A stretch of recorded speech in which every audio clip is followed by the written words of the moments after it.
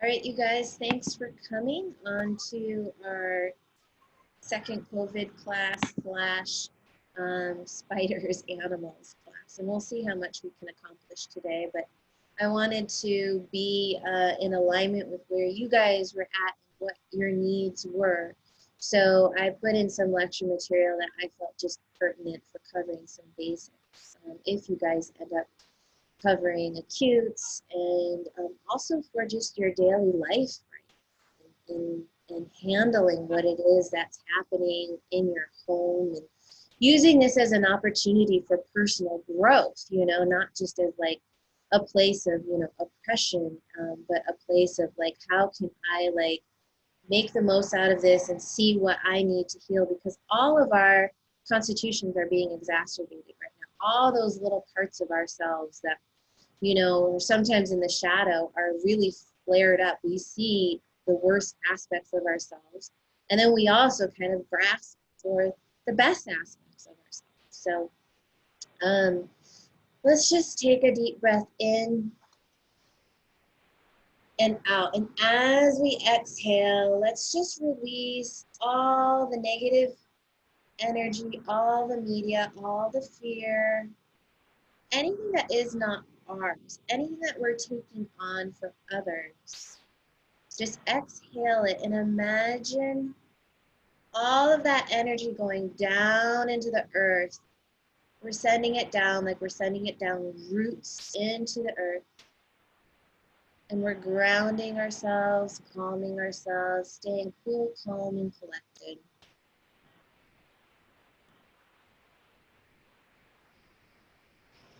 And take a few more deep breaths in and out and just come into your heart space. And remember what it is that you love, what you care about, what matters to you, what you really want to prioritize at this time.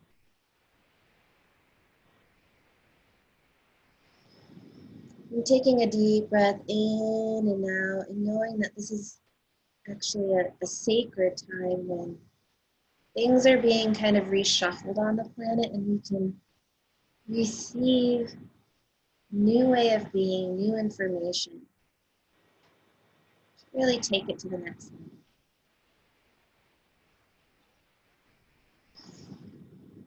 One more deep breath in and out. And when you're ready, you can.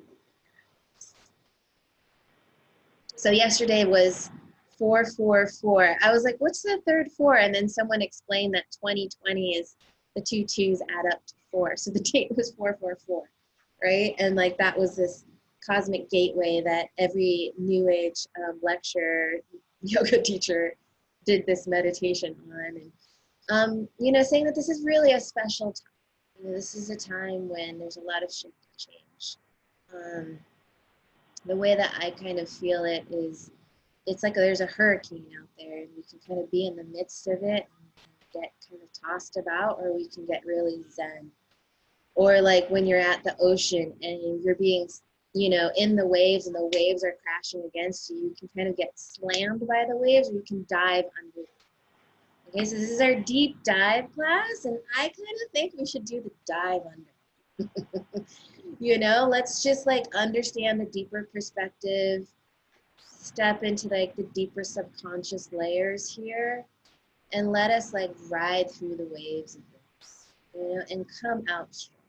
Come out really like you're like a beacon of strength in your family, in your community. And it doesn't mean we have to be like this warrior out there dosing everybody with remedies, or you can be that way. You can just do nothing. So please share in the chat group. I'd love to hear how you guys are feeling and what's coming up. If there's any cases or situations for yourself or for your family, what's coming up for you, what emotions are coming up for you right now. And in the notes that I'm sharing with you, we're going to be talking about what it's like to be stuck in the home. So how does that feel in your house with your kids, home all the time? I mean, there can be any number of things, irritability, stagnation, you know, feeling like you're floundering, um, joy, trap rat. That's interesting. Yeah. Yeah, trap rat meaning like you're like wanting to be like busy in your mind and doing things, and but you can't see. Yeah. So actually, this class on the spiders might be good for you because the spider remedy is that like kind of need to do. Our culture is so spidery. I just had a call with my college friends from college, and I realized like how much everyone's trying to one up each other. This competitive stuff. Um, there's so much spidery energy in our culture, and I think it's because our nervous systems are so overwrought, stifled. Yesterday, I felt the despair of the collective, but overall, it's a time of feeling of wanting to connect. Yeah. Feels very calm and mellow, and then suddenly drowning in huge emotions until it settles back down again. Seems to be the same for all of us in the family. Yeah, you know, when we're kind of connected to our environment and to the collective, we feel on behalf of it. And so some of you have kids who are just like crying or, you know, sobbing uncontrollably. Not much different since we are home most of the time anyways when we're not working, except Melinda, you are working with COVID patients 60 hours a week. Dreams about spiders the last few nights. Awesome. So the spider remedies are going to be helpful for a good chunk of you. You know, this is possibly the most important group of animals for pandas, for Lyme's disease, any kind of neurological stuff is, you know, can be spidery. Doesn't have to be, but spiders are amazing. Um, Really hard time energetically. I had to really force myself to go back to my meditations and spiritual work. Vernix helped me a lot. Yeah, I find like I'll have a day where I'll just be like meditating and doing mantra and like really like centered. And then the next day I'll just go straight into kind of my more, you know, watching TV, eating a lot, being really material, like listening to hip hop videos. um, Unable to move forward, stuck in an over and over cycle. My kids are unhappy to be out of my kids are happy to be out of the rat race, but they struggle with anxiety and depression, and it's hard to maintain a routine. My son is really depressed. I've had a wicked cough for weeks, but in the last 2 days, I've let go of a lot of fear of what's out there, and it's helping the cough. So, yeah, going back and forth between the light and the dark. It's almost like all this emotion out there is creating a lot of darkness and a lot of light. I get thrown when I go to the store and in the world, and I'm fine at home. Yeah, yeah, definitely. I'm feeling a bit of despair for what's happening and what this means for our country, our rights moving forward. Feeling really nervous about this. Definitely. Yeah, I mean, every lot is up in the air right now. So your sense of security and normalcy, if you're kind of grounded in, you know, this is what to expect in life, and now like everything's tossed up in the air, it challenges our sense of security. Not much has happened since I normally work from home. The challenge is not being able to go anywhere after 6 p.m. Wow. Yeah, and so you're in Westchester, or no, Connecticut, in that area, right? Um, Try not to focus on the future, just trying to get through each day. Um, Settled and content and overwhelmed. Present moment is so important. Anything beyond that feels so overwhelming. Just getting through it day to day. Okay, one day at a time. I make like, actually here, this is my list of things to do is junk drawer, desk drawer, bathroom drawers, copy CDs, make a school schedule, finish chapter 7, dig a compost hole. That's my cut the blackberries. It's very kind of mundane, but I'll like, now I'll find a desk drawer that's junky and I'm like, yes, chunky desk drawer. I get to clean it. We moved from Flagstaff to St. Louis, and both places were about the same, nothing really different in either city. It's incredible knowing this is a massive tipping point in our lives. We'll never go back. A lot of chaos to come. Yeah, Ryan was talking to his dad, and Ryan gets off the phone. He's like, my dad asked me, is this the end of the world? Like, do you think this is the end of the world? And it's amazing because Ryan and I are really engaged in a lot of positive activity. And then in our family, there's people who think this is it. This is like the end. Also, as a mom, you have to be trying to find answers, but now I don't know them. Will college be okay? And will there be graduation? We have no answers, and that's frustrating. Yeah, so our sense of security is being changed. Our sense of what to expect. And then every day, I find when there's limitations placed on our life and not knowing, a really good place to go is creativity. And so I was like, I have no idea what to do this week. Like what do I do with Eva? And so she's obsessed with Totoro anime right now, and so we're just making huge Totoro paintings. It's just like, you have to I mean, for me, the creativity is very important. The end of a golden era.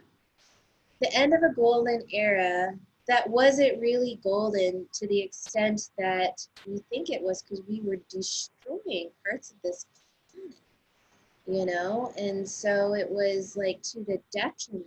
It was golden for us in like America, but is it golden for other people? Yeah, it's really powerful because like we can come into our purpose so much more. Like Abby, I love what you posted about just the flow of meeting teacher after teacher, and now you got deep into homeopathy. Maybe this homeopathy journey was to help you treat just the members of your family right now and find that deep purpose, and then feel that fulfillment and wherever that goes, who knows, for all of you. So Ryan really wants to make a nonprofit that creates homeopathy kits for really affordable price to just give to people, because this could be a time when homeopathy becomes really key in people's lives on some level. So wow, it's so much is happening. Let me share my notes.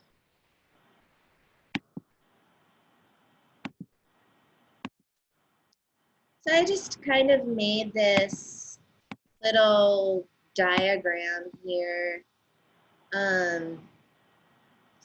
Yeah, this nonprofit idea, someone came to us and they're like, we'll give you money if you can create some sort of way of getting this medicine out to people. Okay, great. But we just have to get it. We're overwhelmed right now still. We don't even have enough people to do what we're trying to do right now. So how do we make this moment that's like, it's so crucial, it's like we're at this turning point, work for us? Okay, and so it's like, I like to think of our house as our body. It's like it's an extension of ourselves. So when you're contained in your house, you're forced to see your own stuff. You're forced to see where you stuffed the junk. You're forced to see where you've neglected things. And there's stuff kind of coming into your house, good food, and then there's the stuff that you want to get rid of and detox. So this is really funny. So, I like to eat lamb. I like to eat I feel like it's a good source of meat, but Michelle Stevens muscle tested that I needed to clear lamb. Eva and I needed to clear lamb. So we took the remedy from sheep, and the next day, Ryan cooked some lamb meat and poured the fat into the drain, which I don't know why he did that. And then our sink overflowed. It was terrible. And the whole kitchen got flooded. And I was like, okay, well, there's a sign, you know, like, of course, like there was the lamb and the lamb meat stuck, you know, causing some sort of clog happening. And so there's a lot. Does this make sense? There's a lot that our house represents about us. Okay. And so our house, I often see like our bathrooms representing our plumbing, you know, how we deal with our garbage, representing our detox, how we take care of the outside of our house and how it looks, representing, you know, our kind of sense of appearances. You know, do we have a lot of mold or a leaky foundation? You know, people who have like a lot of mold in a crappy basement, maybe ancestrally from a root chakra point of view, things are really funky in your family, right? So what is it that you guys are seeing in your house right now that needs to be worked on? So much paper. I think of like paper and books and information. It's like maybe we've got too much mental. We just need to like throw away all the information that's excessive. I find that when my kind of computer screen starts to get too many like document tabs on the desktop, I haven't cleared my mind, and I have to like literally, like, clearing my computer screen really represents me clearing the clutter from my head. Too much clutter, too much stuff, too many random things. You can see how much we accumulate. I'm in a pretty huge house, and it's just me and Ryan and Eva, and we have filled it. Stacks of mail, haven't been home in 4 months, a desire to redecorate, not time to spend frivolously, tons of deferred maintenance structurally in the house. We just moved. I don't want to bring anything inside until I have a place for it. Boxes, it's driving me crazy. Everything looks so excessive. We've been wearing the same outfits. I'm really into the same outfit every day these days too. It's kind of schlumpy, but then I like went through every outfit and threw a ton of stuff away and went on Macy's.com and this thing's oh yes, desktop on my computer is crazy. So much things to clear through. Focusing on non-essentials. Too much paper clutter. So let's talk about just basic constitutional homeopathy. Okay, so Flavia asked me in an email to just talk about basic constitutional homeopathy and some of these basic remedies. So I find a lot of people with COVID, they're like super nervous about breaking the rules. Like if you're told you've got to wipe down your groceries 4 times or leave some new package by the door for 3 days, like people who are like super nervous about rules, do it to a T, right? That's a calc. Okay, so or you're you know, somebody was saying they were getting allergies, but they were nervous for people to see them sneeze while they're getting their groceries, because then people would think that you have COVID when really you have allergies, and now you're freaked out about your allergies. It's like, it's so crazy. We're so neurotic right now, but that's CalCard. You know, you're nervous how people are going to judge you. You're nervous about following the rules. You know, you're driving through the streets and you're seeing the cops and you're like, I'm super nervous about doing things just the right way. You know, putting the gloves on and everything in the supermarket. Super calcarb, calcarsenicosum. I'm anxious. I have to do the right thing or I'm going to get germs. So calcarea arsenicosum. I feel really restless, uncomfortable. I feel like I need to leave. I need to get out of here. I need to go. That's calc boss. So the kind of like anxiety leading to need to move, and that shift, calc boss, right? But there's really calcarea containment, like in the home. If you have that need to like, now I need to connect with everybody, I'm like dialing up all my old friends. You know, how many of you have like talked to people you haven't talked to in like forever and getting like texts from really old friends, and you're like, oh, now you're texting me. Like, I texted you and you didn't text me back, but now you're texting me. You know, I'm not feeling about breaking the rules, but about what others think about me if I break the rules. That's still calcarian-ish, you know? If it's like screw the rules, like I just so want to not give a F about these rules. That's more like antimonium or even like sulfur tuberculinum or, you know, I was in a real pissed off like F this mood. I was so like, this is ridiculous. This is over the top. These rules suck. And then I realized that anger in me was antimonium. Like all of my anger that wanted to just like do the exact opposite of what is culturally appropriate was antimonium. So like that was my antimonium energy. Um, yeah. Yeah, the fear of being judged and looked at is a very calcarea thing. You know, like that kind of somebody's kind of watching me and I have to do things a certain way. I'm doing things this way because that's how people are watching me and I need to play by the rules. Um, yes, you know, any of that kind of unjust, this is like unfair, this is, you know, anger. I mean, this can bring up all of our stuff, staph aureus, carcinosis, all the control, like all the like intense need to control and feeling like this is chaos out there and I need to control it and I'm overwhelmed, carcinosis. Okay. So I was saying like connecting with old friends, phosphorus. So like I got into a super state of like, you know, just texting, and like chatting, phosphorus, you know? And then I took like a high potency of phosphorus and then I had like 4 people's sister um, need me to help. I helped like 4 different people's sisters, which is a phosphorus energy. The sister energy is phosphorus, right? That getting really lazy, you know, like, you know, wearing the same outfit, like I can't declutter, like too much junk. Sulfur, take sulfur, like even a dose of sulfur 30C, the next day, I guarantee you, you will start like cleaning out the garbage disposal and the junk at the bottom of your dishwasher and taking the trash out. Like sulfur really helps you want to take out the trash.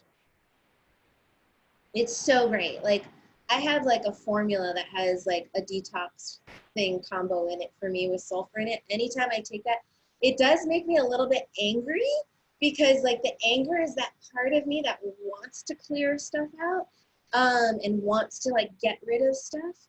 But you know, when you're starting to get sloppy and lazy and getting all this kind of cluttery stuff, sulfur will just help you move it out the next day. Okay. You want to kind of redecorate your home, feeling like you want to, you know, make things look nice, make it feel a little bit better, make sure that everybody in the house is happy.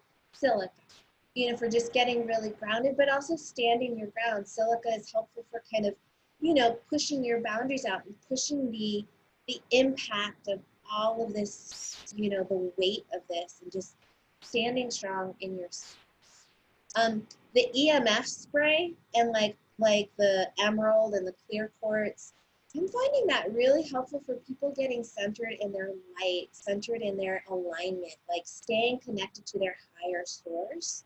Um, and that's kind of what like staying clear of the EMF energy is.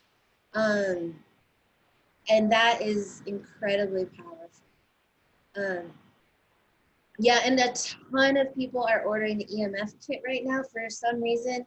It's just gotten super popular, I think, because of all the posts about 5G and COVID, and people are nervous. And I don't know yet what the provings are of microwave, mobile phone, you know, the remedies in it are MRI, you know, EHF, extremely high frequencies. Um, and I kind of want to just like experience that with some of you too.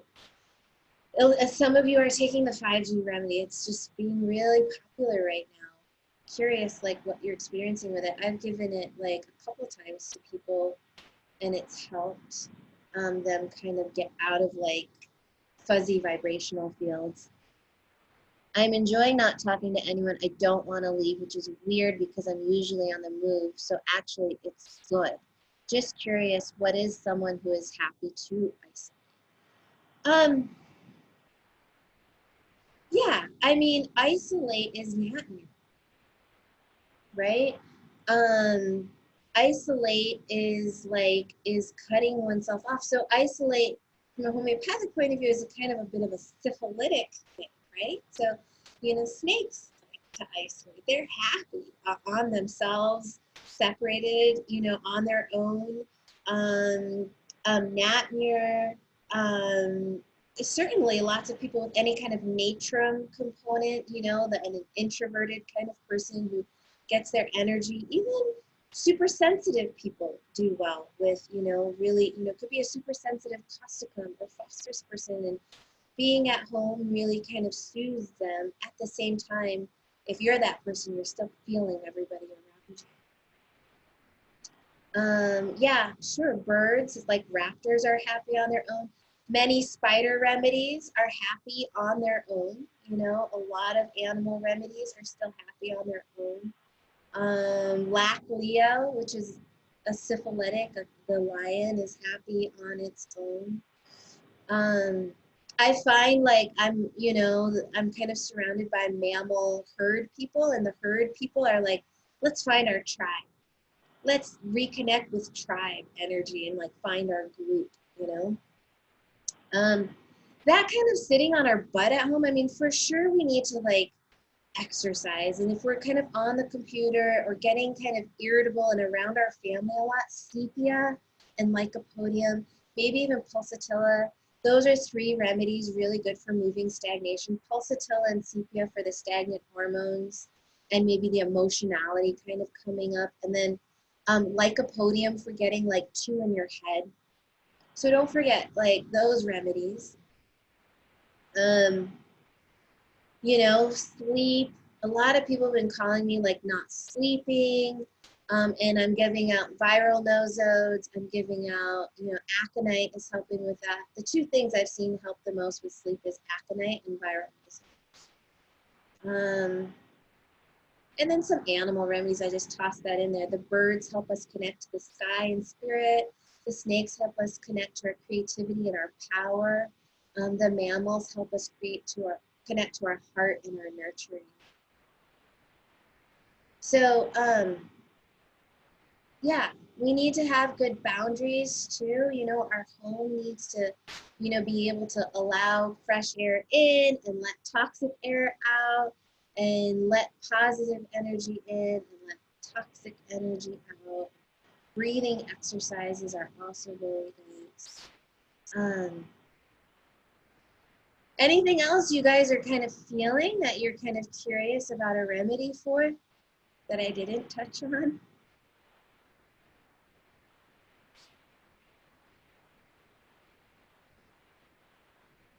What about kids who are eating and snacking constantly? Yeah, sometimes it's like, I think that's a really challenging thing because some kids, when you're in the like yeast parasite, like being really like unproductive mode, like you're just like eating and maybe it's junk food and you're sitting in front of the computer vegging out and it's being non-productive and not good for you. Like I kind of think of like the yeast, like I think of anything from agaricus to candida to parasites, especially if they're like starting to whine and like watch TV. Um, Eva got into that mode and was eating a lot of kind of wanting sweets and watching her TV show, and then she needed agaricus. I'm, you know, and then you kind of want to get them into a place where they can kind of still be active and maybe doing something that's good for them. And so eating can be that too. It's like eating while you're relaxed isn't always a bad thing. I'm thinking, well, maybe kids will just get a really good growth spurt now and, get a lot of rest. And yeah. So yeah, a lot of people's, it's interesting that 2/3 of people who are dying are men, right? 90% of people who are dying have a comorbid condition. You know, they have got a diagnosis where they're already on a medication. Okay, so it's like you kind of have to think about, you know, there is a spectrum of people who are getting sick. And it's like, if you're kind of like not really centered in your personal growth right now, and you're just like escaping and vegging out, that's way more likely that you're going to get caught in this whirlwind of getting sick. You know, this is an illness that's saying, wake up, wake up. Some of the spark for our kids too, they're kind of relying on us for some of this because they don't have their friends and they aren't necessarily, you know, outside as much. And, you know, I think it's really trying to kind of, I think we just have to get creative, you know, and I keep ordering so many remedies and vitamins, I can't stop.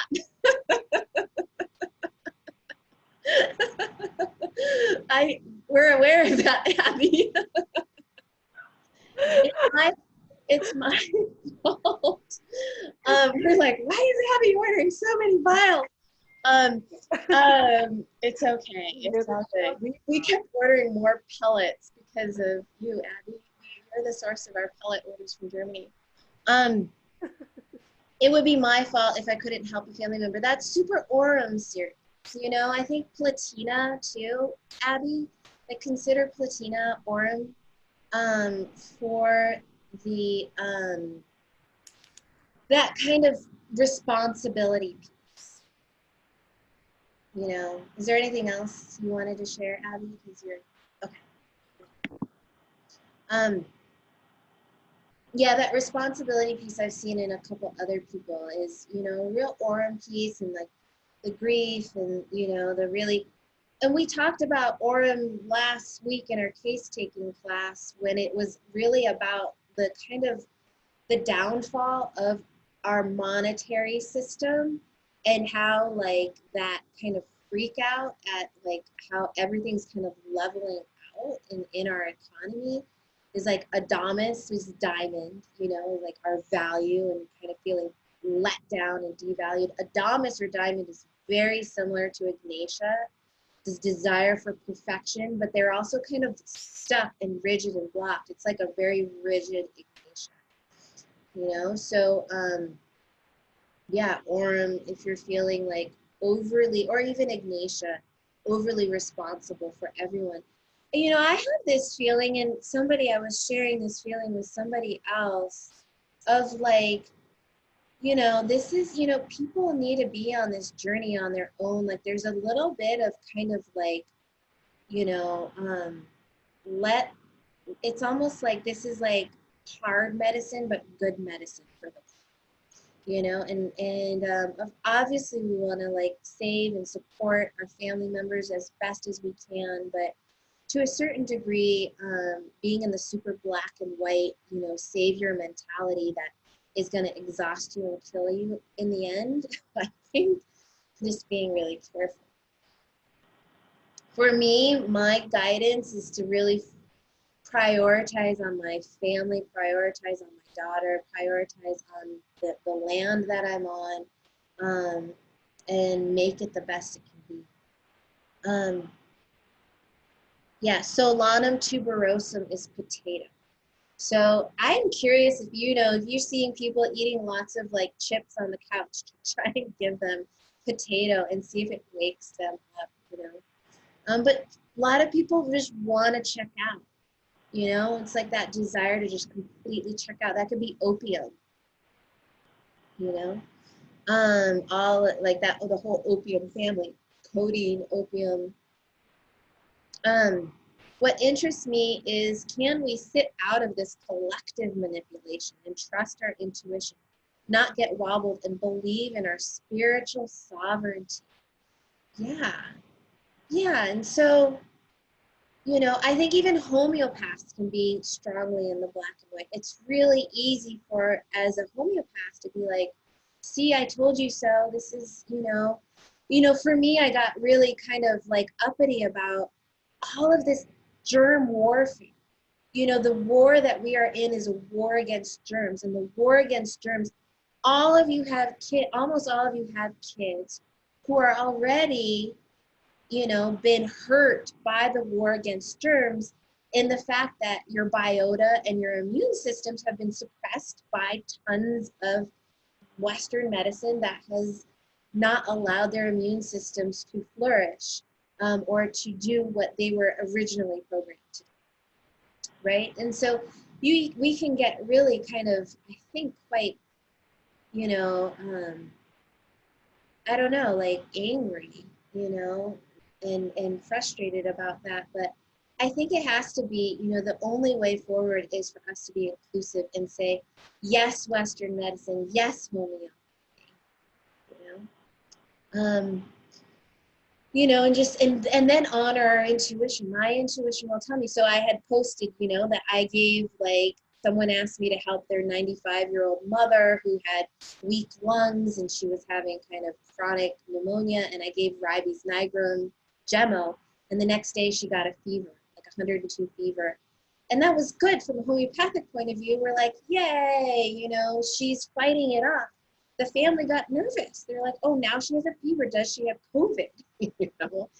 And I couldn't say, no, don't get her tested. And so then they go to get her tested and they hospitalize her for 3 days and don't let anybody into the hospital with her for 3 days. So it's like you were caught between a rock and a hard place sometimes. Like, I can give homeopathy, but I can't say, wait this out, at this time. I'm nervous if she's got a fever. If it were my kid with a fever, I'd be fine to let my child, ride it out. I think I'm seeing a lot of people having psychosomatic symptoms. So I have a friend in Manhattan who developed shortness of breath, loss of taste, and a fever. Telltale signs of COVID. Okay, so I had to listen to my intuition. Does she have it? And I kept getting no, she doesn't have it. She's extremely sensitive. She's a therapist. Like, she's a professional therapist. She's really like a sweet, empathic girl. And what I muscle tested is for her to take phosphorus to strengthen her lungs, so her boundaries were like way out there. She was receiving it all in. Aconite to get out of like kind of the fear, and then to take the COVID. And then she got over all those symptoms, and then she just felt like, my lung is still feeling a little weak. And then we did carbo veg, so we did a couple remedies. I don't think she had it. Maybe she had it, and she just didn't get tested. Yeah, it's, I think the intuitive homeopathy side of it is a real test of trust. My extended family loves drugs, and I had to be well stocked in remedies as I want to be prepared. They don't understand the power of homeopathy. Yeah, the power of homeopathy, there's the power of drugs too, and like, it's kind of depends on the direction you want to go in, and we have a lot of choice right now. Hopefully it'll stay that way. Teenage daughter says no friends will talk to her. Not socializing is a problem, and getting depressed, feeling unloved. Doesn't love herself even before this isolation. Worse in the evenings. Yeah. So the isolation is really impacting her even more. I mean, how many kids are just really like, my daughter tried to do a play date with her best friend, who's this little boy she sees every day, and they play it together, and she just like cried afterwards. And I'm not doing any online play dates because it's just depressing. She's like, why can't I see him? Like, this doesn't make sense to me. So he doesn't look sick. She's like, oh, everybody's sick. But it's a weird thing because she's not sick. None of us are sick. These kids are not sick, but we're behaving as if everybody's sick. Like, it's crazy for a little child to understand that. For me to be like, yes, we're like, I don't even know what to say. Like, on a theoretical level, yes, we're all sick. It is. It's maddening. I mean, where I live, everyone's isolated. There's been 4 cases in the whole of like Southern Oregon area, but whatever, part of that is because everyone's isolated. But what this is all doing to us on the long-term level you know, and the homeopathy is just awesome. You know, you guys will use these remedies to help bring you out of these slumpy places. Um, yeah, the real statistics are not even a third as bad as in 2018. A lot of people are romanced by the drama of this. If you read like media, you know, it's like almost like you feel like our culture is hungry for like this war mentality to provide meaning, or like, oh my God, they put tents out, but they've got, I can't believe how many stories I've seen about like the morgue is overflowing in New York City. You know, it's like, you know, like how dark is that? Like, why do we, like what's the deal? Like, why does the media have to focus on the morgue? You know, why can't they focus on like people at home doing things that are healthy? Such martyr mentality, you know, such rescue mentality, such like black and white, you know, where all of our archetypes are really coming to the light. Yeah, TV off, doom and gloom is off. Yeah. Also, so many people are in their on their high horses, and that's what even is more annoying than anything else. People are violating others' privacy by taking photos of other people's driveways and teenagers working together. Really? Wow. Yeah, that's weird. I mean, yeah, there's, you know, I felt a little, I feel that even in the homeopathy community. And I think that was kind of my feeling of like the black and white, you know, being in our high horse. And I think just like, like I'm like all for like diving under the waves, staying low profile. Um, yeah, who owns the media? The media is bought. The media is bought. I love that. And it has an agenda to put you into fear. Okay? That is right on. Totally. Totally. You know, and Robin Murphy, you know, in his lecture, I haven't gotten to listen to as many lectures as are out there. I think it's cool how much free homeopathy education is put out there. And if you guys listen to her lecture, take notes and post them, because I can't watch them all. I've got a kid, you know, with me full time, so please. But I love Robin Murphy. He was just like, at one point, he's just like, well, homeopathy removes fear. That's what it does. Well, and disease is fear, you know? And so we're kind of like seeing, where are we stuck in our fear, and how can we pull that away? And how can we stay like really in a place of like, you know, making the most, like staying in freedom. Like the freedom is that I can create my own state. You know, I can create a state of joy or neutrality or laziness or creativity. Yeah. Um, on the other hand, bashing the media is also putting things under a black and white angle. Responsible media has its place for society to work. I was flipping through, I found a National Geographic right now that I loved. One side of the National Geographic is like how we saved the world, and half of it's positive, and then you flip it over, and on the back side, and the other half of the magazine is how we destroyed the world.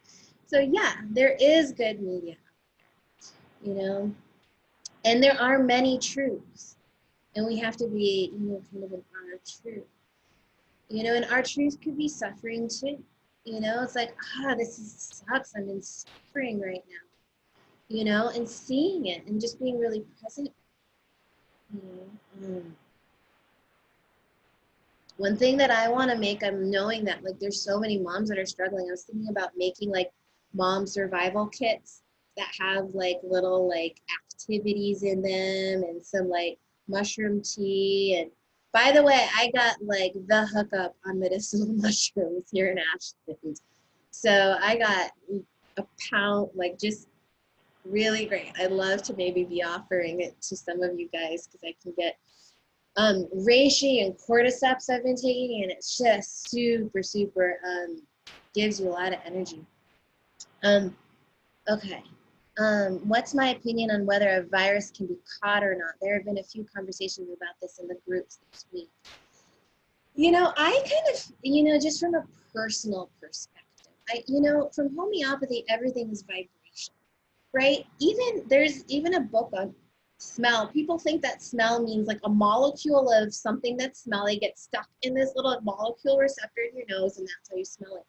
But really, like like a deeper understanding of smell is it's all frequency.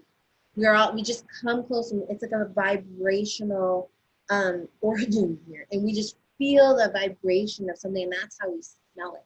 Doesn't that make more sense to you? In a way, it's a vibratory effect. It's like a radio signal that our nose is smelling. I feel that way too with infection. You know, I feel like we can be around people and be highly sensitive to their energies and take on their infections for them, or we can really create very strong boundaries and not. And I think probably a lot of ER docs, you know, have really learned how to like completely shut down so that they don't take stuff on, you know. And then I think there's really empathic people like me who do take stuff on, you know. And so um, I don't think that, you know, I don't think it's so simple as just like a cough drop. There's the susceptibility piece as well. Yeah, I take all the mushrooms. If a disease is a vibration, then as long as we don't resonate with it, we will be okay. So what is the resonance of COVID? You know, what is it? Like, what do you guys feel it is? And there's a resonance too, like, you know, we've talked about the lessons of viruses, like the positive and the negative. Fear of death. Totally, totally. Fear of death, frenzy, fear of loss of money. A dark force.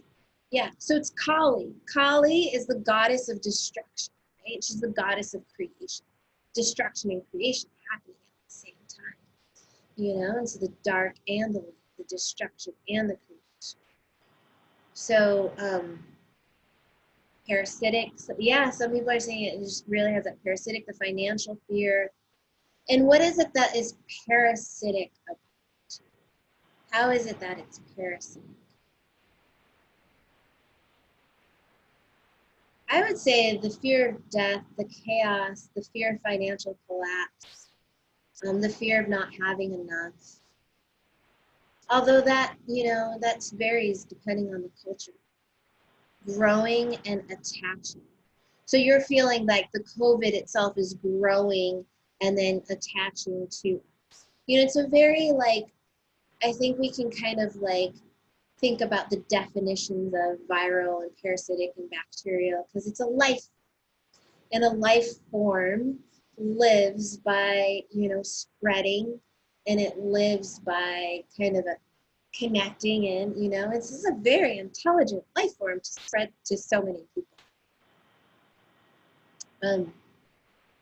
The virus is living inside a bacteria. It's hard to get rid of. It can come back, taking the air from your lungs. A lack of control, a call to surrender. I love that, Anne-Marie. So tell me more about a call to surrender.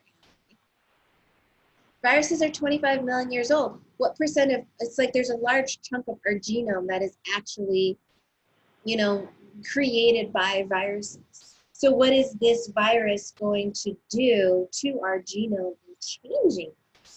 Like, is it, you know, some aliens from outer space changing our DNA so that we're not so destructive or that we destroy ourselves, you know? Yeah, and so Zoe had a really practical question. Thanks, Zoe. She wanted to share remedies with neighbors. How do you share your remedies with your neighbors? So it depends on your neighbor, right? If your neighbor is somebody who, you know, I have an unlimited kind of supply of pellets in a way, so it's hard for me to say this because I have been giving remedies to my neighbors and I just give them a packet of remedies. But if your neighbor is open, you know, give like 10 pellets in an envelope, and then have them put 2 pellets in a cup of water in a jar and shake it and label that jar, you know. And then they can give like a teaspoon from that to whoever they feel needs that remedy. And you could just do that for like 2 or 3 remedies. If I were to choose them, I would choose, I'm back and forth on NC219 and influenzanim both being helpful because I think they both are helpful.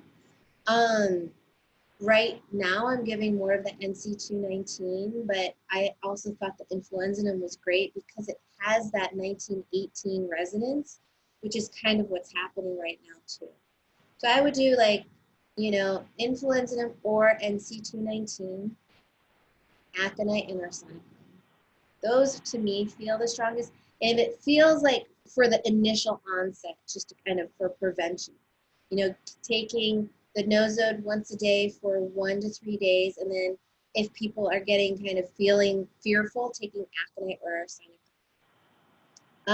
If people are starting to develop the symptoms, the fatigue and the headaches, then I would give Briona. You know, and then if like if the shortness of breath really starts to drag people down, Carboveg. Actually, you know, Abby and some of you were using the Narayani remedy War. War and the Doctor's Defense formula. So those are 2 formulas that can also be used as prevention formulas. You know, like at the onset. Do they need to succuss the jar each time? They could, but they don't need to, no. I mean, it's not like if you succuss it, don't succuss it, it's not gonna work. Those envelopes are coin envelopes.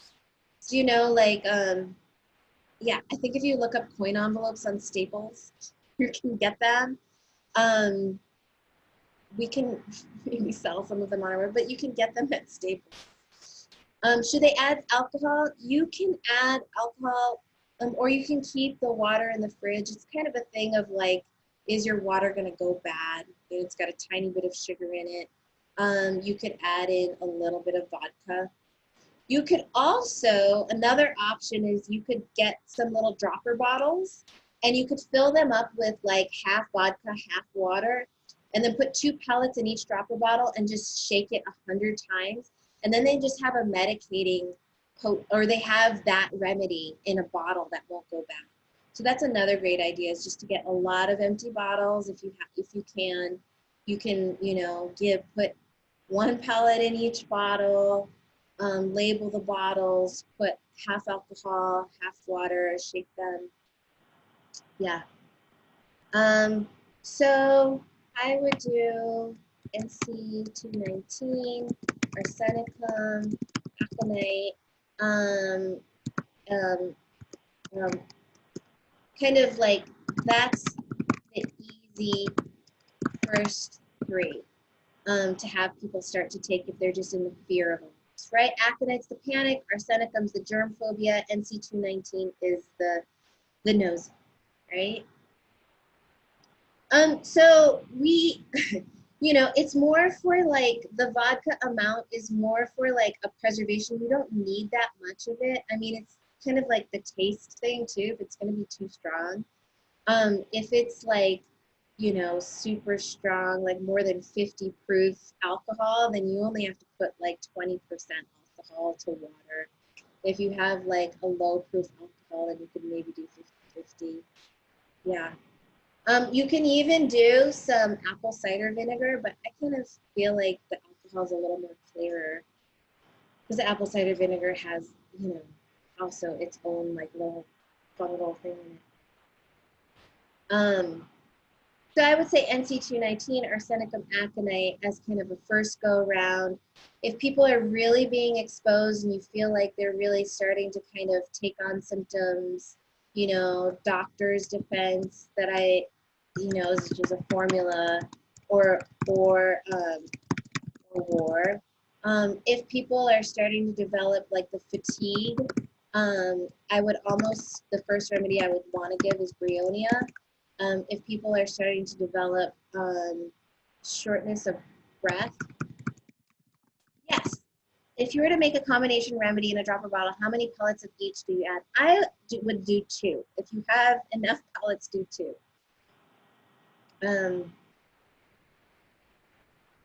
Yeah. The cough, cough, maybe ant tart, phosphorus, spongia. For the, shortness of breath, you could either do oxygenium or carbo-veg. Do you remember last week when we interviewed Lisa and she was feeling this oppressed in her chest? We did oxygenium and that helped her. Camphora I haven't seen as much. Camphora is like the collapse that's like very cold and dry. I think that's probably happening more in like the really old people, which I'm not seeing those cases of. Phosphoric acid, I take that myself when I'm feeling burned out or when I feel like it's post infection burnout. But it can be helpful for maybe someone's in the midst of infection and they're already burned out, kind of feeling like burned out nervous system. That might be a good remedy for even right now for some of you. So, and here's just a kind of ant tart, phosphorus, bryonia, and specialia. Interesting saying that one. Just a reminder on chronic versus acute. So, constitutional. Let's just talk a little bit about that. So, constitutional is the remedy that we kind of stick with, like our general, like who we are. In some ways, I don't like constitutional homeopathy because I don't like it when people are like, I'm a nat. Because really, like, you're never like one state your whole life. We're so much more fluid than just like, I'm constitutionally pulsatile, but you have a tendency to, right? So the constitutional is the tendency to which you are for a remedy state. And then you can move into acute, right? And so a calc carb can move into a gelsemium acute, and it's because there's an overlapping like area where there's a symptom, right? And so I just wanted to give some examples of like constitutionals moving into specific acute states. So you've got like kind of like a tubercular phosphorusy type of person, which means weak lungs. Their tendency is to go into needing all the lung remedies, spongia, ant tart, sanum, phosphoric acid, lobelia, right? So it's like I'm a tubercular phosphorusy person. I have weak. I have a tendency to kind of need these kinds of things, right? And tuberculitis. If you tend to be a carcinosity type of person, you tend to have a lot of panic and anxiety, you're more likely going to need aconite. Carcinosity people will do well with a lot of aconite because they're already like, so would pulsatilla staphysagria people. The really kind of sensitive, empathic people do well with the aconite. Same with the arsenicum because of the control, and the need and the germ phobia. So these are just examples. Like, don't take this as black and white, but I'm trying to like show you how we can be this certain way, and then we can move into the COVID acute based on where our susceptibilities. Like, think of what your susceptibility is, and like, how is it that you could take this on? Carcinosity is like, I feel overwhelmed and chaotic in the world around me. And then when I'm around that, I take it on and I feel anxious when I'm around all these people and I feel like I need to reach out and get some help. Oh, a lot of people are ordering ozone right now. I wanted to ask you about that. Did someone post about ozone? Silica, calc carb, the fear of like, just standing in my, my strength and my power can move into a gelsemium state. So these are all examples. Natmur can move into kind of a thuya or kind of a weakened camphora state. Sulfur, because of their heat and detox, can move into kind of toxic states or congested states. A big connection between lachesis is lycopodium. I've seen a lot of lachesis go into lycopodiums and lycopodiums go into lachesis. And I've seen a lot of lachesis need pyrogenium as an acute infection. There was a video of a doc saying that's what he was seeing in the ICU, not pneumonia, but something like elevation sickness, ozone for wheezing and anxiety. Yeah, I'm curious about that because all of a sudden one day we had a bunch of people order ozone, and I'm thinking somebody must have mentioned ozone. Um, Ozone is supposed to be like oxygen, but more unstable, more erratic. So you can think of like oxygen as that oppression and that need for oxygen, but then also that kind of like unstable, unstable like lung place, which makes sense, right?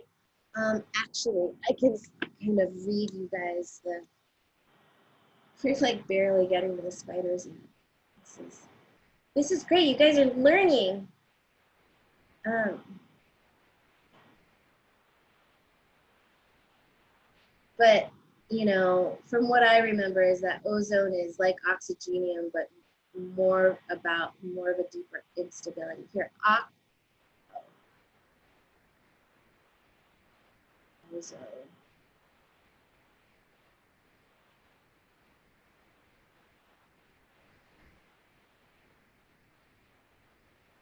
Wow, there's a long proving on it here.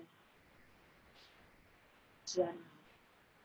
Symptoms for ozone: cough, sneezing, throat roughness, eyes tingling, absent-minded, chest tickling, chest violent, chest irritable, respiration difficult, chest constriction in the chest, respiration slow. So it's a cough remedy.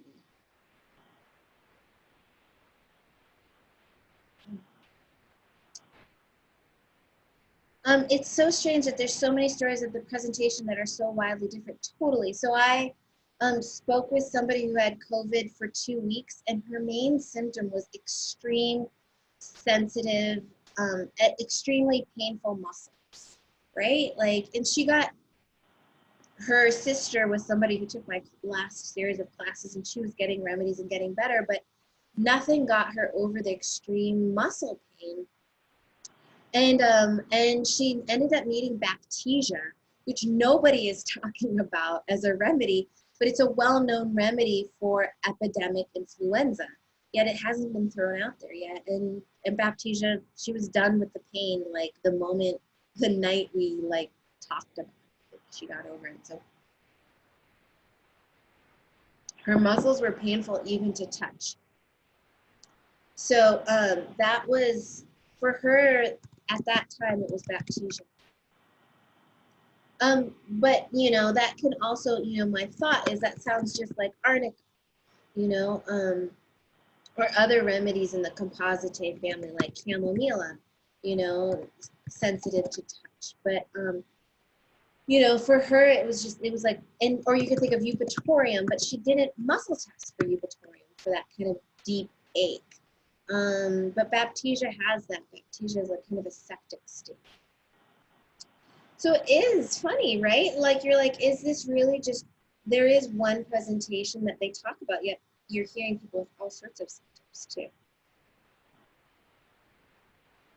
And then how many of you got really sick in like December, January? Like I got super sick when I went, maybe I shared with you, when I flew up to Seattle, didn't bring any remedies with me. And I just was like, it's like I just lost it. I was so sick. Did I get something? It was like, it was crazy. Like I couldn't even like for 3 days get out of bed. And I was doing intentional remedies, and then that helped me, but I got a deep, deep cough, nasty. And I think that was, hopefully kind of clearing something out. It could have been. It totally could have been.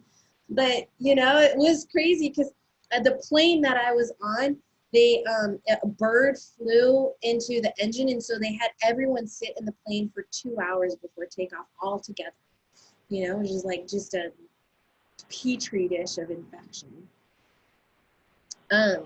Yeah, my girls had high fevers and coughs, which is rare for them.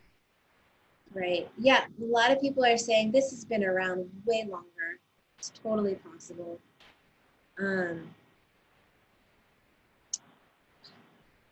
So just thinking about kind of constitutional remedies, Flavia asked me, like, how do we figure out the constitutional? Because people are saying dose the constitutional.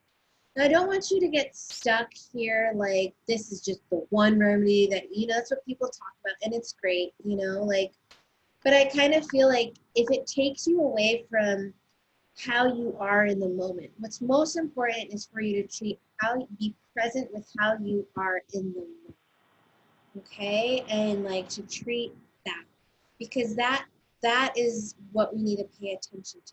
Now, constitutional remedies is kind of where we are generally tend to be, where we kind of congregate in our symptoms. The way that I see this is that we all have general physiological constitutions, right? It's how our body is made up. Some of us are more airy, some of us are more fiery, some of us are more watery, some of us are more earthy, right? It's that kind of general constitution. And the different minerals kind of associate, right? So phosphorus and sulfur is a very kind of fiery energy. If there's a lot of fire moving and heat moving through you, those are remedies you can tend towards, quick and easy and hot inflammations. You can think of remedies like that. You can think of like people who are like kind of bulkier and broader built with like thicker legs and, just, put on weight, but a little bit slower in their metabolism. You think of calcium, right? And so it's like, it's that general physiological constitution. So that's one way you can think of constitution. And I kind of think of that as our kind of our mineral. The long, skinny kind of girl is a little more phosphorusy, and the like broader, sturdier built person is a little more calcarby, that kind of thing. Like kind of our soul, like where we connect on a soul level. There's a kind of a general place, and sometimes I feel like our souls really resonate with a certain animal. Now that can shift and move, but I do feel like some of us, like if you're in the more earthy, creative, passionate, slow energy, that's like the snake. If you're more in this airy, tense, speedy energy, it's kind of like insect or spider. And then if you're like in the more spiritual realm of the air, you're more of a bird. If you're more like cool, calm, collective, a little bit chill, Ryan, if you guys ever meet him, he's super chill, super like cool, calm, collective. He is the ocean. Like he grew up in Olympia, Washington, and his parents only ate oysters, like ocean. Right? A lot of people in Seattle, he's grounded, cool, contained, and ocean. You can think of a constitution as where you're like Achilles heel. So my Achilles heel is my gallbladder. And so remedies that help me with my gallbladder every now and then are super helpful, like sanguinaria and lycopodium and berberis, and help me move through my gallbladder. And some people, like, their kidneys always there, and maybe like lycopodium or your hormones, and so it's like you have this tendency maybe to needing like pulsatile. And then fourth, a deep inherited mind. So it's like it's so deep in the family. Like there's so many people in your family that are alcoholic, and you just every now and then need to take a dose of syphiline to get out of that dark. There's so many people in your family that have cancer, and you just really need to take carcinosin to kind of bump you out of that. Right? So those are kind of like, that's kind of my sense of trying to teach you a little bit about where to go with a constitutional remedy. It's kind of like, maybe in my class, I kind of overcomplexify things, and this is like, I'm trying to make sure that you guys kind of get to this place too. Some of you maybe already have found a constitutional already, and it's in your home, and it's one that's kind of worked for you, and you've gone back to, time and time again.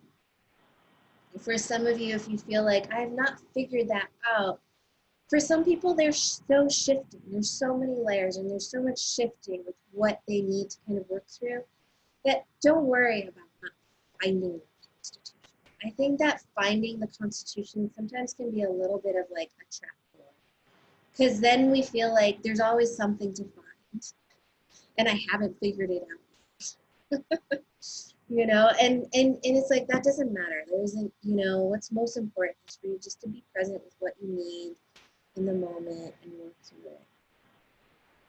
Spiritual warfare going on. Wow, what is that a comment towards? Totally. You know, I've had some nights I've gone to sleep and closed my eyes and seen some weird things, and then I'm just like, boop, clear, turn that channel off. Like, that was dark. Um, yeah, you know, on the spiritual side of things, I really feel like just having a straight affirmation, like I clear anything negative from my field, right, is really important.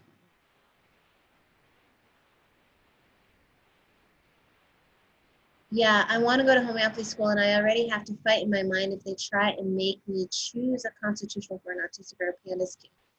Yeah, you can't ever choose a constitutional remedy for an autistic or a pandas kid or a Lyme patient. There's too many layers. But there are times after like 2 or 3 years of treating a kid where they get to one certain point where you're like, okay, I could see this kid needing this one remedy now, you know, and this is great. But it takes a couple of years to get through to me. So, yeah, you know, and I think, you know, hopefully this is the age of Aquarius where we're going to be, you know, working a lot more together in groups, working together for hopefully, you know, maybe supporting each other and um, maybe not charging as much or not, you know, working together in a way that's really supportive. And hopefully we'll get the book out and, you know, really help moms provide, you know, how many moms with kids at home are going to be able to pay for, you know, 4 or 5 therapies. You know, it's going to be moms needing to kind of be their best doctors for their own kids. Um, yeah, the constitutional is kind of an outdated theory. Kids are more complex. It is. It is generally outdated, but there are, you know, Ashland kids, which tend to be, you know, like a good portion of them are very healthy. They still fit that. Like this kid is, you're like, wow, that kid is such a pulsatiller. That kid is so silica. Or, you know, you see that in some kids. For sure with like little babies too, when you see babies, you're like, wow, that's such a cow car baby. You know, you see them right out of, you know, their, you know, first 6, 10 months, and you can see kind of their general constitution. Do you know what I mean? Or you can see like a little baby that's like really social and wanting to connect. Of course it can change. But yeah. So, let's just go into spiders. Yeah. So Grant Bentley has facial diagnosis. Yeah, sure. Our face also shows us a general constitution. You know, I haven't studied him, but I, you know, someday maybe, but you know, how wide apart our eyes are. There's a general look, you know, to different constitutional types. And you'll see that written about, but I also don't like getting stuck on that. Like a lot of the times you're like, this is a blonde, this is generally a blonde, stringy female or a stocky, you know, there's some of that, but I think that can be limiting too. Because we can remember that a lot of homeopathic materia medica was built up around like, you know, American and German Caucasian people, which probably doesn't include, you know, a lot of people. Oh, does he prefer intuitive, Grant Bentley? Grant Bentley's using source homeopathy now, actually. So, yeah, okay. Yes, yay for the intuitive. All right, you guys ready to talk about spiders, or is there more kind of COVID stuff? All right, so the spiders, we can, you know, maybe I won't rush through this. Maybe I'll end today at 6 because I just don't want to overload you. And if we have to kind of extend our animal series class, then we will. It sounds like we're going to be stuck at home for a while, so no problem with that. I'm okay with that. So let's just take our time. But I hope that like all of that kind of COVID talk and talk about constitutionals and talk about acutes. And we can keep that ball rolling next time. So spiders. I get nervous talking about spiders because I think I have the susceptibility to spiders. And when I do, the last time that I taught a spiders class, literally like weirdo people were popping out behind weird corners, like I'd be walking down the sidewalk and weird people were like this, like following me. It made me super paranoid. So it's like the spider energy, it's very prevalent. It's very it feels like it could get you, but I feel like it's also like in us already. It creates a kind of a competitive energy, a speedy energy, an efficient energy, a mischievous energy, you know, a kind of a desire to kind of manipulate. Definitely, making up things, lying, deceit.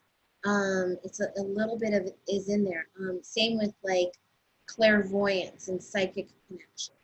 It's a very challenging field of energy because have any of you noticed, by the way, how sometimes when you see a lot of young teenagers now, they look really strung out, like skinny and goth and like just like there's no meat on their bones.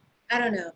When I see that in teenagers, I think spider, these like teenagers that are kind of on too many devices and they're just strung out looking. It's like their nervous systems are just like kind of always going. So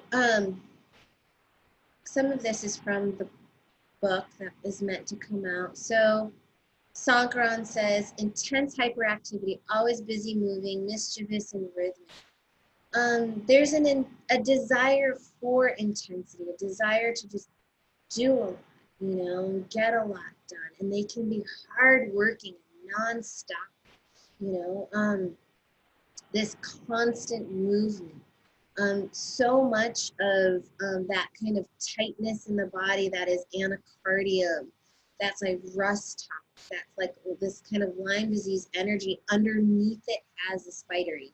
And in previous lectures about Lyme disease, I've talked about the alien spider energy that is the Lyme disease energy. As I was preparing these notes, an old patient with Lyme disease called me and said she had heart arrhythmias. All of a sudden, she was getting all these PVCs, and it was right as I was reading about how spider energy is very much about irregularity of rhythm.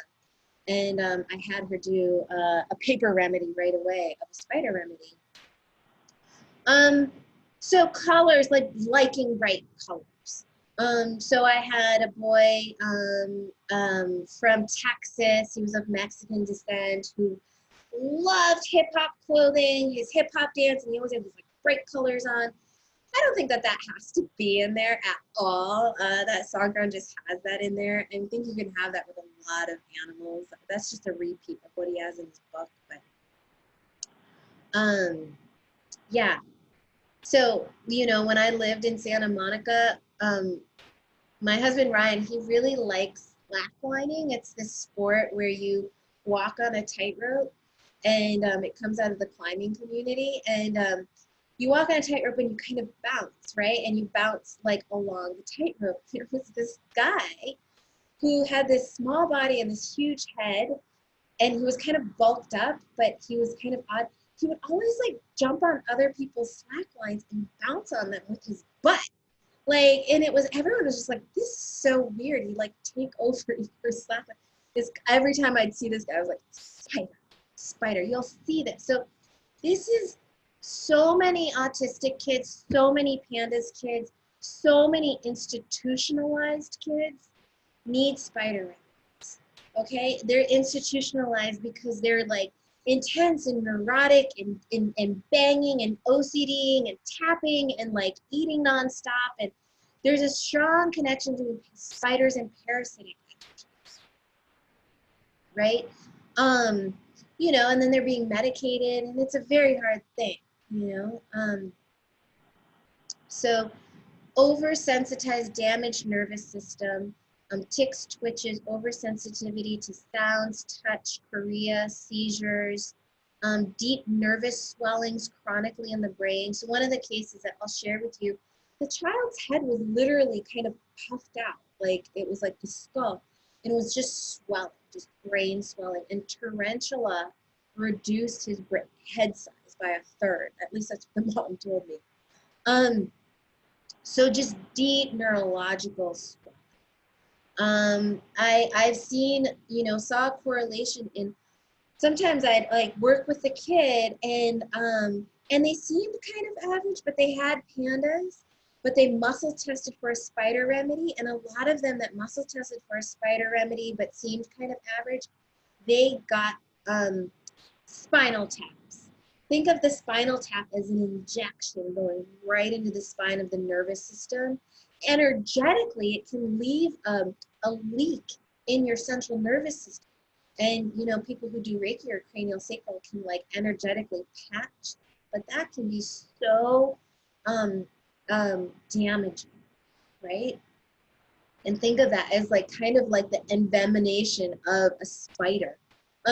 To a certain extent, we can think of that with vaccines, but I haven't seen like vaccines as this whole creating this spider thing. But for sure, spider bites.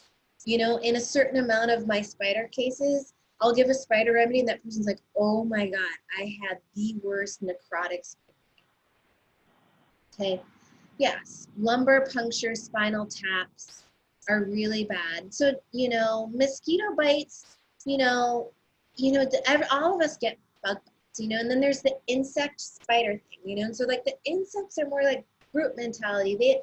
They'll sacrifice themselves for the group. The spiders are more individual. They more want to get one up. They more want to compete. Women who need spider remedies love makeup and being beautiful, and they like to get a guy in their web. It's I've seen it for sure. Or they're also really kind of like psychic and clairvoyant and can kind of get their way through these other means. I took tarantula for a spider bite that wasn't healing and a huge blister formed around it. Blisters are a keynote of tarantula, so, and some of the other spiders. Because when we get spider bites, they're pretty gnarly.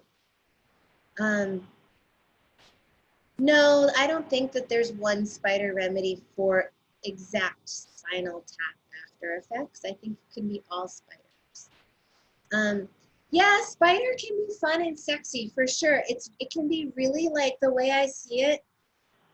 I kind of like even see like, the way that Angelina Jolie is like long and stringy. Like she was actually really goth in high school. She's kind of that way, Can be really clubby, really into the music and the festivals and the electronic and, in their car and dyeing their hair and, really funky people. Spider remedies and stimming full on. So let's get to that. Now, not all kids who stim need remedies, right? You have a really soft, sweet, sensitive kid who's just lovey-dovey, and it's not necessarily spider. This is why the intuitive comes in so important. And I'll share the cases. So they like music and dance. They like a beat. They like loud music because it regulates. There's something off. Like our body has a rhythm to it. That's melatonin and light and dark. We're supposed to be on rhythm. We throw our rhythm off. How do we throw our rhythm off? We stare at a computer all night when we're supposed to be sleeping. We stare at a TV all night when we're supposed to be sleeping. We stare at our cell phones all day. There's a lot of deep neurological things that will throw us off. Heart issues with the heart. Issues with the part of us that have a beat. So our heart and our lungs have a rhythm to it. So issues with the heart and the lungs and the rhythm of the heart and the lungs can be very spider. Okay. Speedy, impatient. Yeah. I've seen a lot of the moms of kids who need spider remedies need remedies like Staphylococcus aureus. They're really traumatized by their own kids. Like, you know, the idea of trauma, you know, it plays out where a child traumatizes the parents, and people don't realize the extent of that. Like, we think that like it's always the parent that's the perpetrator, and often it's like a child can truly be a perpetrator. You know, on some level, you know, there's a shadow really present in that child, and the moms are just, there's a real playing out of victim perpetrator dynamic happening in the home with spider remedies. Same with snake and reptile too. Very strong, right? And we have to heal both. Like the mom needs to get out of her victim role too, because she's like in a way enabling the child from that as well. So PTSD for moms, yeah, agnasia, aconite, carcinosis, stramonium, yeah, yeah. So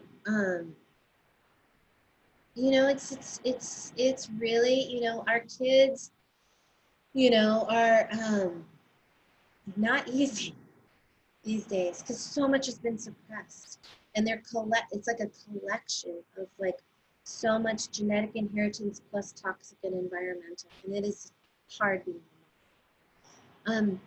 Spider remedies, let's see, can have short attention spans, such great remedies for ADHD. Now so can the insects and like the butterfly. You know, and there's a real huge overlap. You know, I have families where I give spiders and insects, you know, at the same time. So helpful for the nervous system. Worse and something like that. Constant movement, music, large head size, destructive, rebellious, somewhat suspicious. Knives. The knives thing, the cutting thing, you know, self-cutting, self-abuse, knives, interest in knives, picking up a knife, threatening with a knife, can definitely be a spider thing. All the circusy performance balancing things can be really, big hemangiomas, big like strawberry birthmarks can be really spidery. Hyperalexia, and I said this for the insect remedies too, but like spider remedies, tends to be either they're like handwriting is all over the place and messy. And have you guys ever seen that video of like a spider making its web on drugs and a spider making its web not on drugs? Have you seen that? Anyways, it can either be, you know, kind of all over the place and messy, but I've definitely seen like obsessed with shapes and words and in the insect and spider. Oh, for sure is audio sensitivity. Audio sensitivity is very, very big. It's like spiders are the first thing I think of when I think of audio sensitivity. There can be visual and touch sensitivity and other sensitivities too, because the whole nervous system is worked up, but it seems to be audio the worst. Okay. You can also think about tuberculinum, bird, insect, zinc, lots of other remedies when it comes to spiders. Yeah, yeah. So these are some spiders. So I got a lot of notes from Julie Mann from different homeopaths on spiders. So I just wanted to kind of give them to you because they've been explored a lot. You know, they're such powerful medicine. And I think that's the way we have to see them. When we see them in the window, be like, I honor you, you're powerful medicine. Now I will gently guide you outside my house. Okay. Very, you know, Massimo, spiders really want to make people suffer. So there's this parasite, Lyme disease, parasite, spider overlap. And so a lot of these quotes are like blaming, making people suffer, kind of symptoms around the chest and the heart, the parts of our body that are always moving, like arrhythmias or breathing issues. They want the rhythm. They want to show how quick and efficacious they are. Um, Massimo says that the spiders refuse their female side. I don't know, that's hard to say that for sure, but they tend to have a strange relationship with food. I've seen this too. Anemia, bulimia is big with the spider remedies. They need to eat very light and keep their body very light. So that kind of strung out kind of body and being kind of anemic, you can think of spiders. They have no relationship with food at all. They just want to consume something that has a juice or concentration to give them energy. Yeah. Is there a specific spider remedy you find helpful for moms? So we'll get to that. Yeah. Yeah. Yeah. And so remember that the spiders really overlap with insects and birds and so we can kind of go into a place to intuit some of these. Bugs and UFOs, that alien feeling, like there's an alien entity or an alien energy is really strong with the spiders as well. Yeah, some of them have an attitude of fighting against the family. Some of them are more of a burden on the family.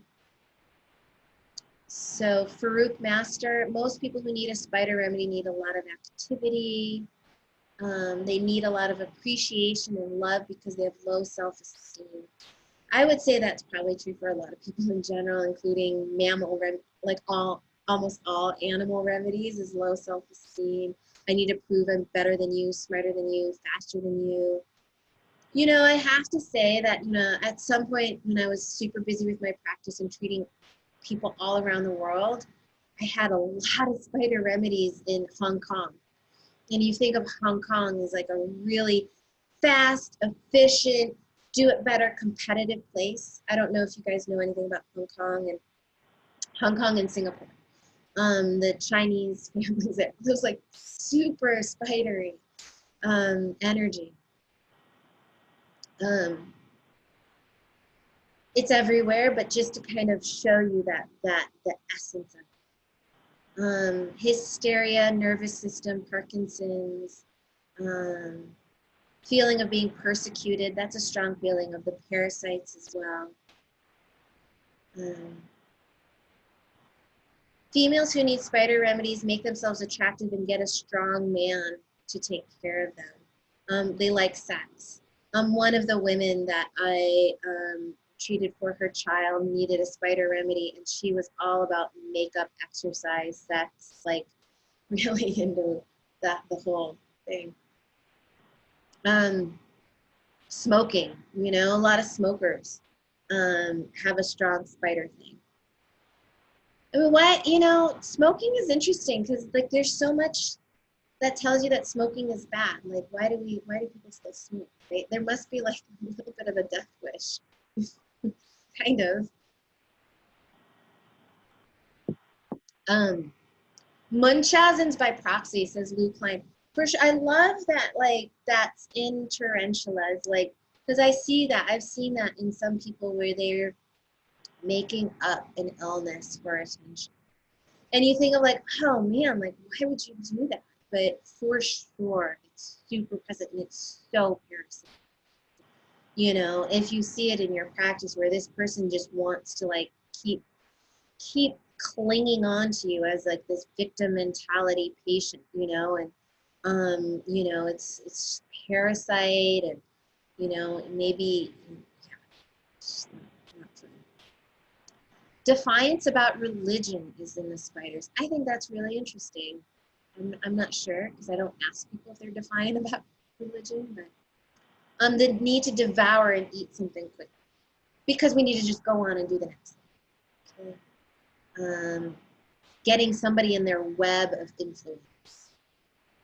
Custody battles I thought was really interesting. Anorexia, custody battles, that kind of manipulation in a custody battle. Yeah, anyways, you guys can kind of read through some of that. Better with tobacco. You know, it's interesting because what does tobacco do? Tobacco, you know, is seen as a sacred plant, you know, that really sends your prayers up to heaven. You know, they're supposed to be used as like a prayer device to send your prayers up to heaven. So what is it really doing for these people, for their lungs? Maybe it's like an OCD for kind of regulating their breathing. Sure. Do spiders hate? I think everybody hates, you know, for sure. It has a dark energy. Crazy Rich Asians, yes, has that energy to it. Can I get bigger than you, better than you, get one up on you? Compete. Yeah, manipulate. You know? Also, the mafia is like, I think Beth had mentioned that, like the Italian mob is super torrentially, you know, is that's a real strong energy. If you watch any of these, oh man, that there was a, what show was I just watching? I was watching a show on Netflix, but it had this mobster that was like covered in tattoos. It was like twitching, and he literally had like a spider tattoo like right on his neck, you know, and that's just so spider, you know. These our prisons are just chock full. Our institutions are chock full, you know. But so are our nightclubs, so are our homes, you know. It sounds pretty negative, and I don't know where the positive spin on it is. I feel like I've created a positive spin with the reptiles. I gotta get to the positive spin. The spiders is probably like information. Like the spiders really know how to manage tons of information. Yeah, they're great dancers. Probably a lot of like awesome like hip hop and break dancers and stuff are like, you know, spider. Think of that spinning on your head, you know, it's super spider. So let's just look at my notes. Yeah, the Italians, and so the tarantella is an Italian or Spanish dance that the workers would kind of go into if they were like bit by a spider. Like there's a whole kind of folk dance around the tarantella dance, which is kind of a tapping of the feet, like you know, that's the tarantella dance. So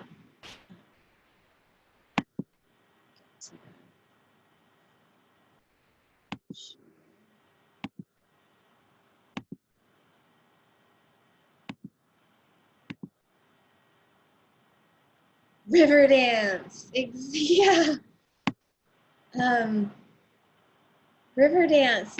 River dance is so like group though. Like I think of river dance as like, and I mean I know like people stand out of that river dance. I'd have to think about that. Yeah, okay, the solo portion of the river dance. So this is a really interesting case. So this is a case out of Asia, and I'm going to share some aspects of it with you. And maybe we'll just do this one case because I don't want to kind of overwhelm. We'll do this one case, and then let's just go back to COVID in a meditation and maybe doing like a you know, coming up with either a formula or whatever it is that we feel is going to support it. And then I'll review the cases either online or in the next class. So,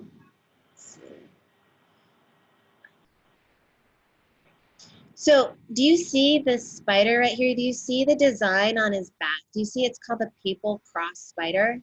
It's got that like papal cross right here. It's called Aranea.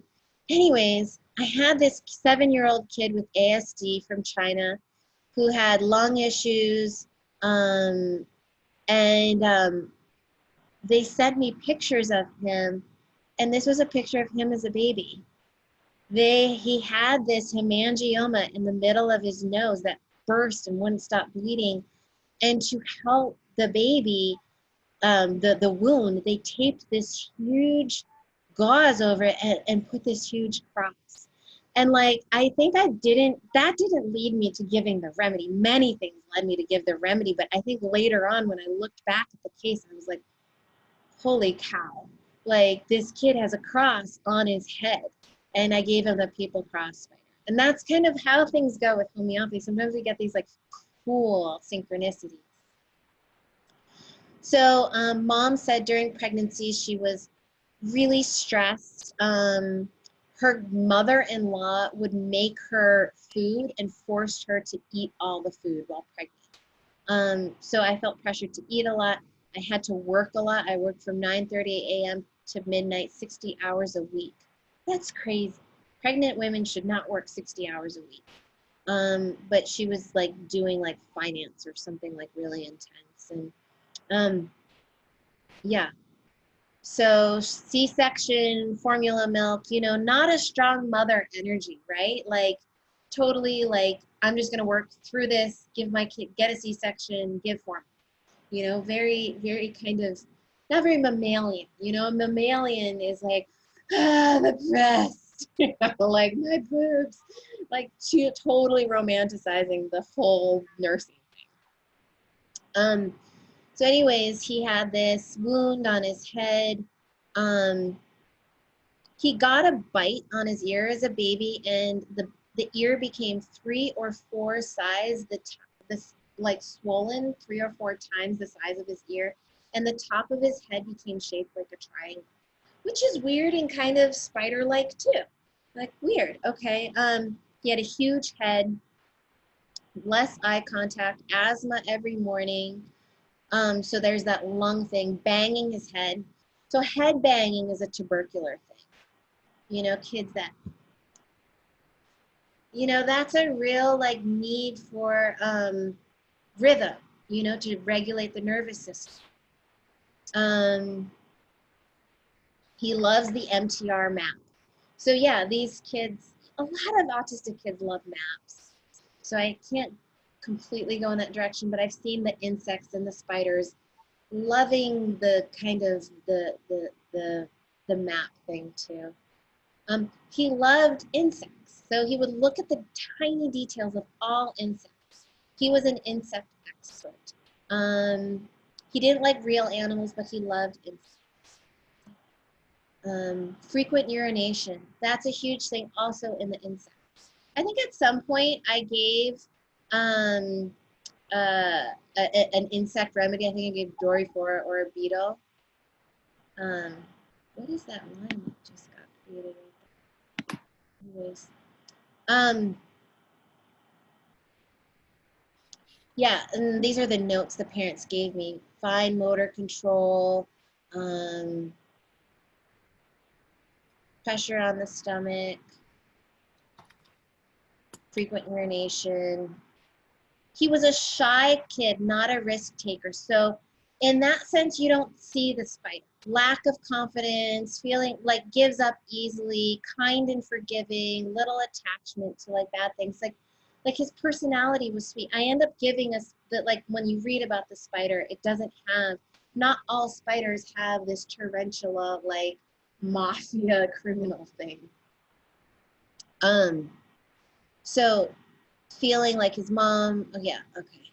Easily bored. Okay. All right, so I just included this here because I thought it was just so amazing. One, this family made me a PowerPoint on their kid. It was the only family that's ever done that. And they and they made multiple charted graphs. They were so organized. And sent me Excel spreadsheets and stuff like that. But like, you know, look at this. Like the back of the head was flat. He had retrocline teeth, weaker right body, allergic to insect bites, big head, and 3 strands of white hair. White hair is a kind of a kidney weakness. Like in like a quick white hair is like the kidney essence is just kind of weakened. So he had a weak kidney, right? A hole in his left ear. So these kind of defects, these midline defects, the tooth defect, a hole in the ear, is considered tubercular. Kind of syphilitic too, but in homeopathy, that's a very tubercular thing to have defects. 2 big lymph nodes in his neck, small hands. So, I don't know, I think that's interesting. He likes to jump step, jump step. jump step. He loves to swing. He goes E, he's clenching, restless legs, loves to music, right? Really into insects. So I decided to give a spider remedy, and I gave Aranea, the papal cross spider, based on muscle testing. And these were the other remedies I wanted to do: Hep B, kidney sarcode, antibiotics, MMR, UNDAs. So, and he had a really, really great reaction. This kid really went into kind of just being recovered. Obsessed with letters and numbers, teaching self to read. Yeah. Sometimes I also think that as like almost just like an effective vaccines. Like it's almost like it revs up the nervous system so that you have that kind of desire for like the viral impact and the vaccine impact. It kind of creates a speeding up of a certain part of our brain or certain part of our development. What we want is kind of even development. Um, so let's see. Yeah, he slept well, taking the remedy. He got more into insects. We think his behavior is better. He's less spacey. Updated our calendar file, and this was their like calendar, and this were his favorite bugs he was showing me, and there was his handwriting. I don't think I could have given lycopodium. I don't think I did. I like to give kidney support, like a kidney sarcode. One of the cases that I have here, I gave equisetum. Equisetum is a really good kidney remedy. There's different ones. Lycopodium is a great kidney remedy. So maybe I gave it. I'm not sure. Okay. This was his handwriting. Um, so that's that. Here's another cool case. I'll just show you the picture. It has this like big red spot on it. And this kid was born. Did I show the picture? Oh, wait. No, wait. There's another kid I have who was born with a hemangioma. Let me see. So you see this like big red spot on that baby's head? I've seen that multiple times in kids who need spider remedies. Is it important to strengthen our kidneys for this virus, for COVID? I would say it's important to strengthen your adrenals. If anything, I would say we should strengthen our lungs.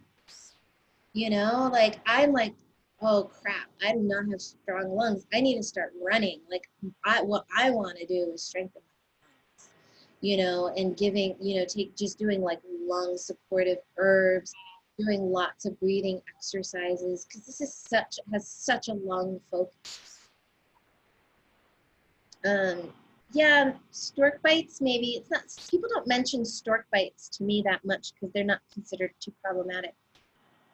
The virus is showing in the bladder. Yeah, chlamydia pneumonia we have in the pharmacy, yes.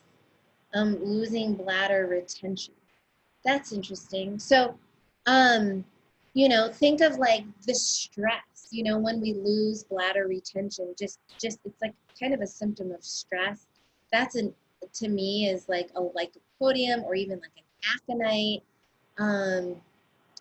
Look it up quickly. Loss of enuresis. Enuresis.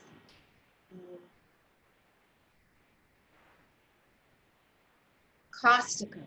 You guys all know causticum, the injustice of this. Huge remedy for urination issues. Sepia equisetum is great. Equisetum is horsetail. It really supports the kidneys. Gelsemium pulsatilla, hyoscyamus, aconifer, califos, cantharides. But maybe I would think causticum. There's probably a lot of causticum energy out there right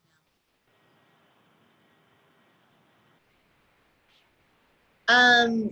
For chlamydia, it should be under chlamydia. If it's not, I can kind of find it for you. How would I dose a spider remedy? So the computer program I'm using is Reference Works. The spider remedies, I'm giving, you know, in the cases that I'm seeing the spider energy in the mom as well. So I'm probably giving, actually, it was muscle testing. And so some of them, like one of them I gave, 9C. And I'm like, how did I end up even giving 9C? I must have muscle tested. So it's pretty variable. I would almost want to give like low dose more frequently. I've seen, because people who need spider remedies are so sensitive, that even LM potencies of spider remedies are helpful. Tarantula LM, tarantula, just 6C, 12C, 30C, and staying in that realm. Yeah. So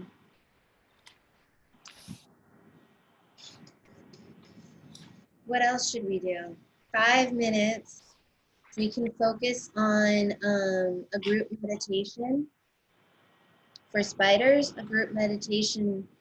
Why don't we do like figuring out, after I finish the spider, I want to talk about spiders some more in the next class because they're so important. And let's just focus on like our week, COVID, and oh, you want to do spider meditation? We'll do both. Okay. All right, so let's do spider meditation, then we'll just kind of do a meditation to kind of bring us to a place of centered and calmness, and then we'll just see any imagery that kind of comes up that can help take us to that place of kind of maybe a group feel that we can kind of do together. I just want to make sure, I feel like, can everyone make sure that they're muted? Oh, there we go. Okay, so let's close our eyes and take a deep breath. And as we breathe in and out, just come into your heart space. And as we come into our heart space, we ask the spider world, the realm of spiders, to let us connect to you, understand you, learn from you, and be our medicine. Show us, guide us. Show us your web and where on that web we need healing and what we need for healing on the web.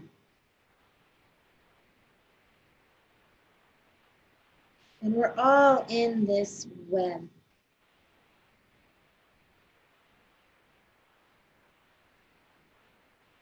And just coming into our nervous systems and coming into that place of fear, territory, control, manipulation, competition. Coming into visualizing our child or a family member in their nervous system.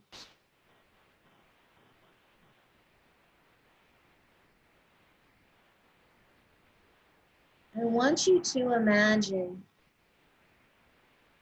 being and seeing a web all around you. Like you've walked into a dark corner and there's a web, or a dark forest.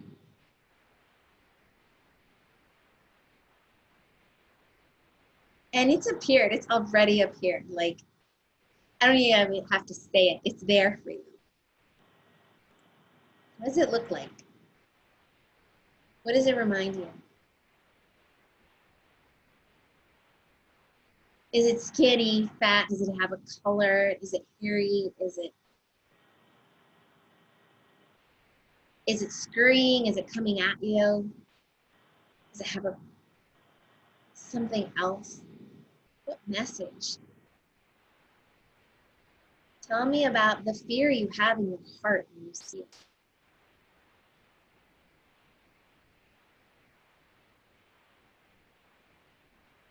And looking at that spider, saying, spider, I receive your medicine.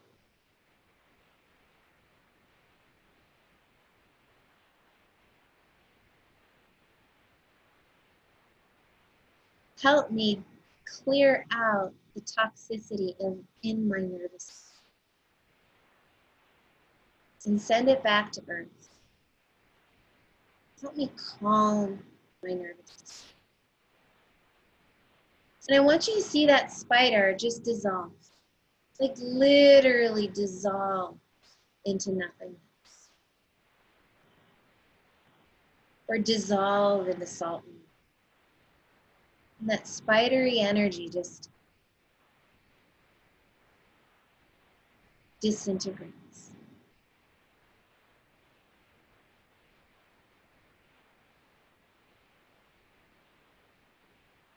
And as it does, the nervous system calms down, can receive more, can nourish itself, can be more feminine, more soft.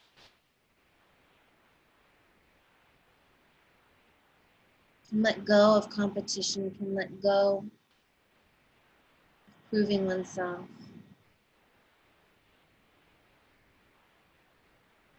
And we can be settled in our homes, free of fear, free of media overload.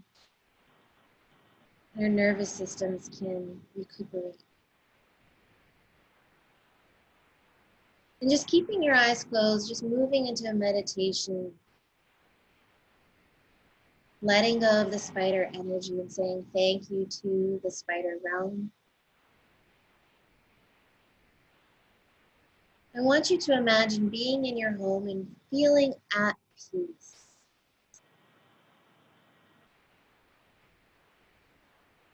And taking a deep breath in and breath out, and connecting to your higher self and asking, what do I need to be at peace now?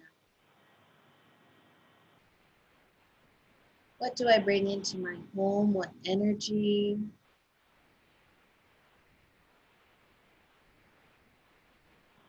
What word?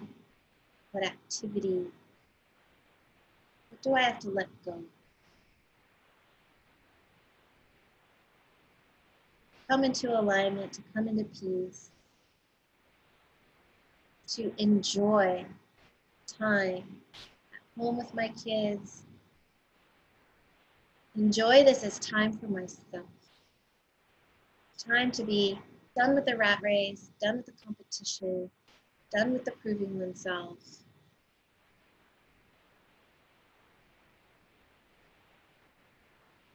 And to truly heal the deepest aspects of ourselves. Now we can let go of so much. We can focus on what we needed to pay attention to. What is it that you need to pay attention to right now? In yourself and in your family.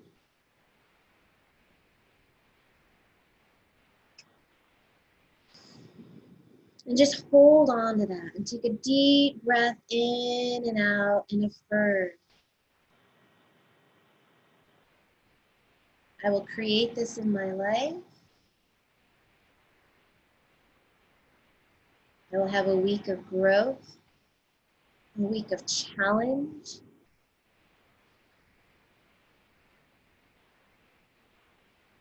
and also a week of letting go, a week of healing.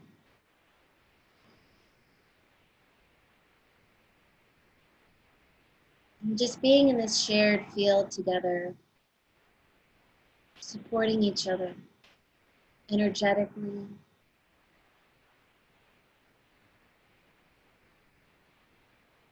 feeling love for our group energy field.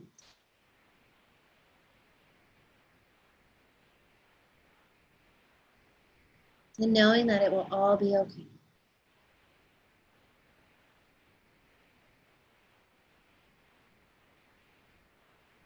And we have a passion to grow together and in our families now more than ever. And it will all be okay. And take a deep breath in and out. And when you're ready, open your eyes. Okay. Anything come up for you guys that in that meditation for what you need to kind of bring into your home or let go?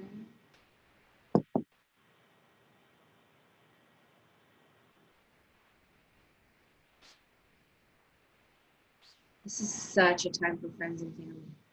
I am getting that message that like just focusing on friends and family, like our like closest ties are the most important. Absolutely. Oh, brown tarantula. Woo! And then love. Yeah. And I felt the field of love that we created as a group together as we released some of that spider energy that is our culture, but maybe even is the media. How much do people talk about the hyperlexia, the manipulation, of the media? Maybe the media is the spider energy to some extent, you know? Letting that go and coming to a place of peace, and great. I would say all the spiders are for free. Um, because we're in that, the spiders, we get into that place from being depleted. The frequent urination is coming in from being adrenally fatigued and depleted.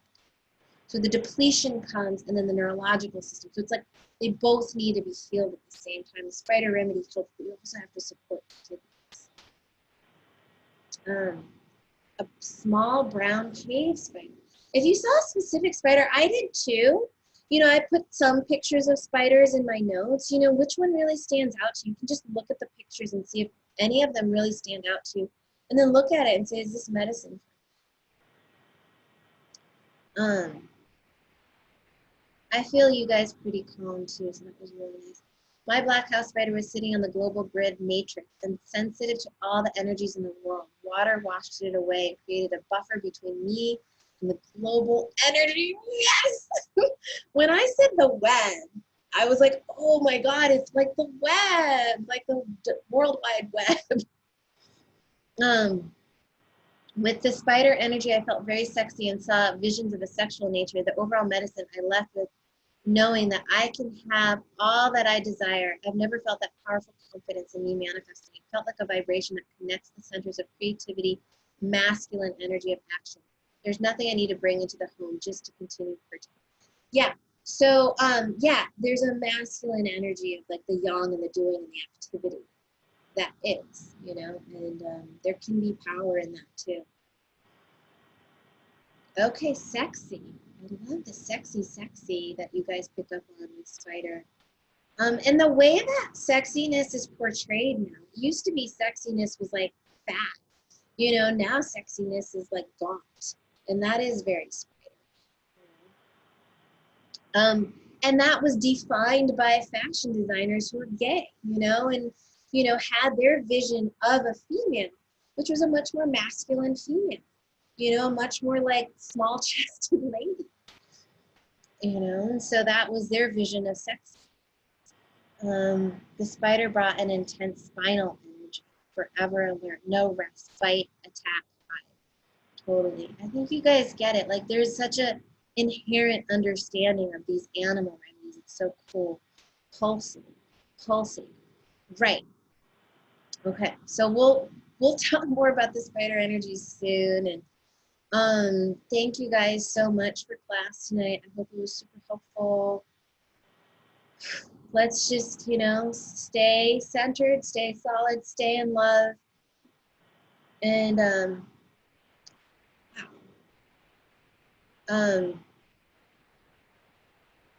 and stay strong. Be powerful. Like connect to this place right below your belly button and breathe there. That's your place of power. That will ground you. That like your uterus, and just be like, I am present, fully grounded in my power as a woman. And now's the time. I think this is a big time for the feminine. I got a huge download to write a girl's like kind of like homeopathy witch, like kind of like a how to say it, nature school for girls. So anyways, love you guys and talk to you in 2 weeks about spiders and then reptiles.